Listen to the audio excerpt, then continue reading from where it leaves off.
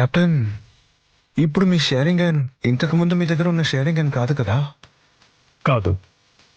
మీకు సొంతం కాని ఒక శక్తిని మీ దగ్గర ఉంచుకోవడం మీకు ఇబ్బందిగా లేదా కెప్టెన్? ఎందుకంటే మీరు ఉచిహా కాదుగా.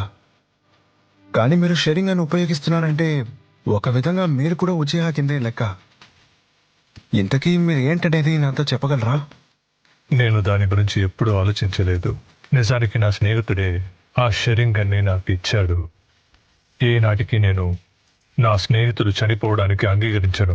నిన్నే విడినే తొలిసారి నడుస్తున్నా ఒంటరిగా, నీ గాలిని దాగద నిండా పీలుస్తున్నా ప్రియమారా. చేసగ వైరే పగలు ఉంటేనే సృష్టికి అందం, ఒక సగము వేరైపోతే అది శాపం.